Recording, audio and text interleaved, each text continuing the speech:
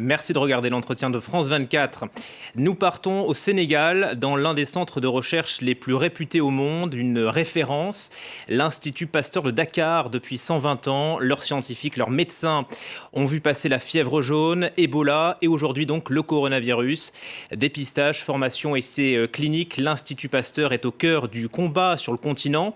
Et notre invité en est l'administrateur général. Bonjour, docteur Amadou Sall, et merci de nous consacrer quelques minutes. D'abord, un constat sur l'avancée de l'épidémie en Afrique. 32 000 cas confirmés sur le continent, 1425 décès. On est très loin donc des bilans européens. Vous l'expliquez comment ? Je l'explique en disant que nous sommes dans une dynamique épidémique et que l'Afrique ayant été infectée un peu plus tardivement que les autres continents est en train justement de faire son processus, en espérant qu'il ait une évolution qui est meilleure que celle qu'on a pu voir dans les autres continents. Quelle est la capacité de détection en Afrique ? Je crois savoir qu'en février, il y avait seulement 2 établissements, dont le vôtre, qui savaient détecter le Covid-19 sur l'ensemble du continent. Depuis, il y a eu des améliorations ? Oui, il y a eu énormément d'améliorations puisque rien lors des 2 ateliers qu'on a fait au Sénégal au mois de février, nous avons pu former 25 pays et que l'Afrique du Sud ayant formé aussi un certain nombre d'autres pays, on est arrivé très vite à 42 pays qui avaient des capacités. Et ces laboratoires, justement, sont les laboratoires qui ont pu faire le diagnostic dans les différents pays d'Afrique. Et en plus, depuis ce processus, il y a eu dans chaque pays une stratégie de décentraliser et de faire participer d'autres laboratoires, ce qui a multiplié et amplifié cette capacité et qui permet aujourd'hui que dans un certain nombre de pays, on arrive à avoir les résultats de façon régulière et qui permettent de donner une évolution de la situation dans les différents pays. Donc ça a pas mal évolué. On a bien compris que l'une des forces de l'Institut Pasteur à Dakar, c'est le dépistage. Vous proposez au Sénégal des tests gratuits et vous travaillez sur des kits de dépistage. Votre objectif, il est ambitieux, c'est de savoir en 10 minutes seulement si l'individu est porteur ou pas. Effectivement, le but de l'Institut Pasteur de Dakar est vraiment, en se focalisant sur les problèmes qu'on peut avoir en Afrique et au Sénégal, d'apporter des solutions qui sont locales et qui tiennent compte du contexte. Étant donné qu'en Afrique, il n'y a pas suffisamment de laboratoires, notamment dans des niveaux décentralisés, il y a un peu plus d'1 an, nous avons lancé une plateforme qui devrait faire des tests rapides qui apporte cette capacité de faire ce diagnostic dans des conditions rapides de manière à tenir compte de nos contextes locaux. Et c'est un peu comme ça qu'on a lancé une plateforme qui s'appelle Diatropic, soutenue par 3 partenaires qui sont la Fondation Mérieux, Find et l'Institut de recherche et de développement. Et avec un partenaire industriel qui est Mologic, nous avons lancé au début de cette pandémie un test Covid-19 dont les prototypes sont dans un état d'évaluation et avec le but de le rendre disponible et pour faciliter l'accès aux différents pays africains, puisque le focus de cette initiative est vraiment de faciliter l'accès. C'est pour ça qu'il y a une accessibilité du point de vue local, qu'il y a une production locale qui est faite ici à l'Institut Pasteur de Dakar et qui a une accessibilité financière avec un objectif de le vendre maximum 1 euro. Donc au coût vraiment des entrants. Et donc c'est en bâtissant un modèle économique et en travaillant avec différents partenaires, des donateurs et un certain nombre de compétences qu'on a cet objectif-là. Une commercialisation sous quel délai, docteur ? Notre objectif actuellement, c'est de finir le processus d'évaluation devrait au plus tard finir dans le courant du mois de juin. Et à partir de ce moment-là, nous pourrons avoir, avec des performances suffisantes, une production qui est un peu plus élargie. Donc aujourd'hui, nous travaillons sur les 2 éléments, améliorer les performances et d'autre part se mettre en condition de faire une production suffisamment importante pour couvrir les besoins du Sénégal et de l'Afrique. Voilà, le dépistage, c'est une priorité. Pourtant, vous ne préconisez pas le dépistage massif. Pourquoi ? Parce que vous n'avez pas les capacités, peut-être, d'abord ?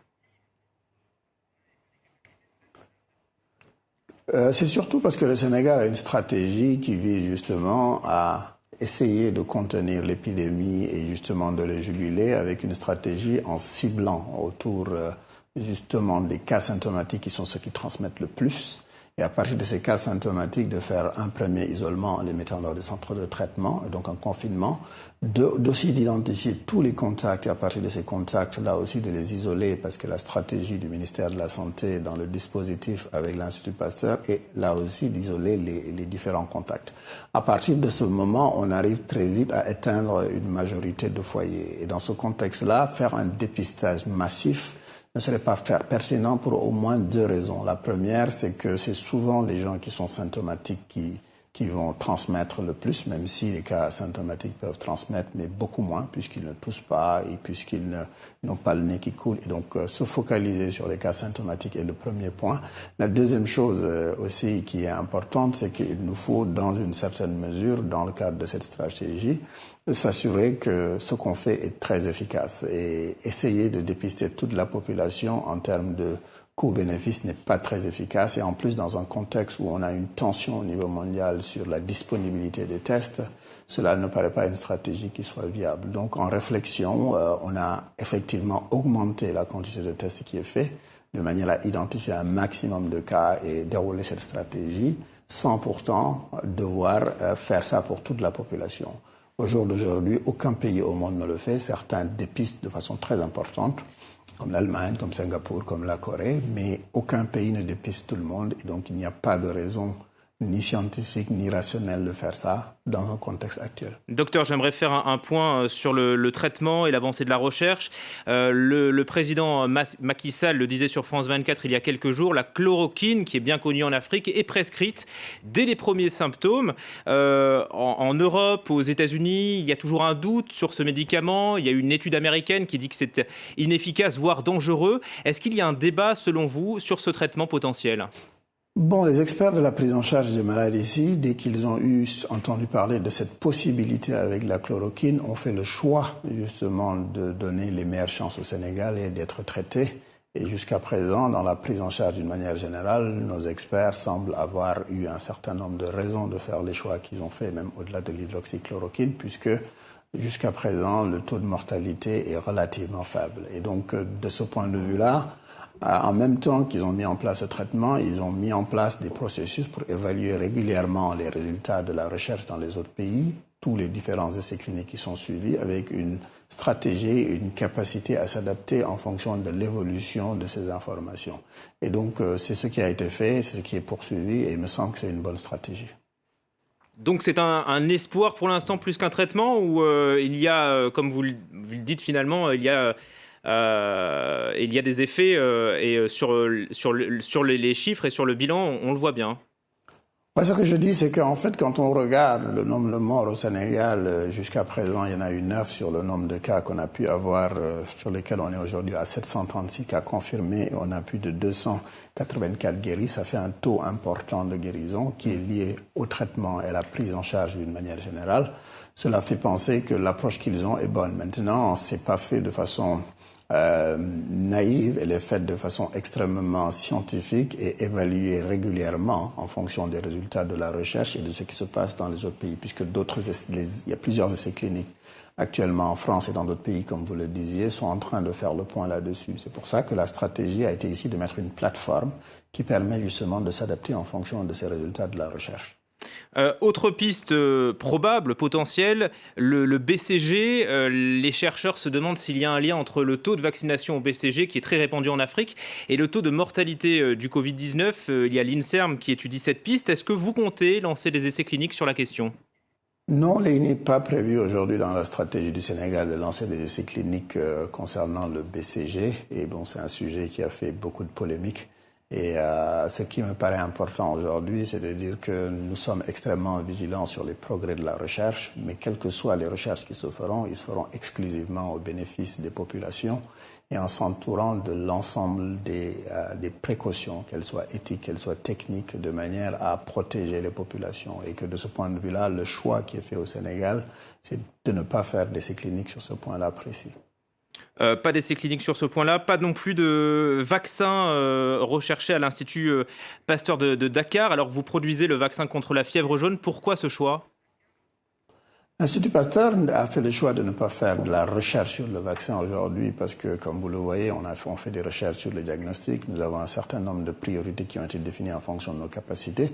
Cependant, en tant que producteurs, nous travaillons et discutons avec les différentes initiatives qui aujourd'hui évaluent des vaccins et essayent de mettre à disposition prochainement des vaccins. Et notre positionnement en tant que producteur a été de dire, mettons-nous dans les conditions que si un vaccin aujourd'hui est disponible et qu'il montre des effets bénéfiques pour les populations, que nous puissions, étant la seule unité de production préqualifiée par l'OMS au niveau de l'Afrique, se mettre dans des conditions pour le produire. Donc nous travaillons plus sur ce schéma-là que de faire justement de la recherche sur le vaccin, parce qu'il y a un certain nombre d'autres priorités qui déjà nous occupent bien et qui nous permettent, dans le contexte où on est, de faire face à l'épidémie à juguler pour laquelle il y a beaucoup de travail. Une question plus précise sur le Sénégal, puisque vous travaillez étroitement avec les autorités. On a eu les derniers chiffres en ce lundi 27 avril, avec 64 nouveaux cas détectés en 24 heures. Alors ça peut paraître peu pour nous Européens, mais ce bilan a tendance à augmenter au fil des jours au Sénégal. Vous diriez qu'il y a une accélération ? Non, je ne dirais pas forcément une accélération. Ce qui s'est passé de façon claire au Sénégal, c'est qu'au cours des derniers jours, il y a une augmentation très importante de la quantité de tests qui ont été faits avec une stratégie qui est celle que je vous ai expliquée, très ciblée, mais avec des contacts qui sont testés et qui s'adaptent un peu à l'évolution de la situation. Et c'est pour ça qu'on a un nombre de cas beaucoup plus important, mais si vous voyez le pourcentage par rapport aux différentes périodes de l'épidémie, nous sommes toujours dans les mêmes ordres de grandeur.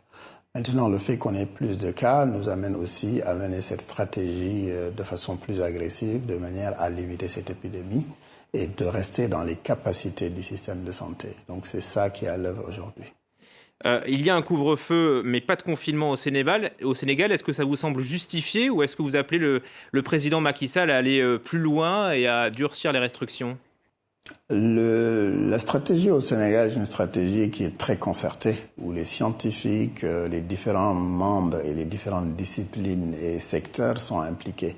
Et donc, c'est des décisions dans lesquelles l'Institut Pasteur fait partie du dispositif. Et donc, de ce point de vue-là, il y a des avis scientifiques très précis qui sont donnés aux plus hautes autorités, qui les prennent en tenant compte aussi des autres paramètres qu'ils ont en main, comme la situation sociale, un certain nombre de paramètres liés à notre sécurité. Et donc, de ce point de vue-là, les choix qu'on a faits jusqu'à présent me semblent des choix pertinents et qui ont fait que le Sénégal, même si l'épidémie progresse, a progressé beaucoup moins rapidement que les autres. Et donc, je ne peux que saluer ces choix-là et que dans le cadre de l'évaluation régulière qui est faite par les plus hautes autorités, nous apporterons régulièrement notre contribution scientifique pour donner la stratégie qui est la meilleure pour protéger la population et limiter cette épidémie au niveau du Sénégal. Merci Dr Amadou Sall. On suivra de près bien sûr l'avancée de vos recherches à l'Institut Pasteur de Dakar. Merci beaucoup. Merci aussi à nos équipes au Sénégal. Prochain journal tout de suite sur France 24.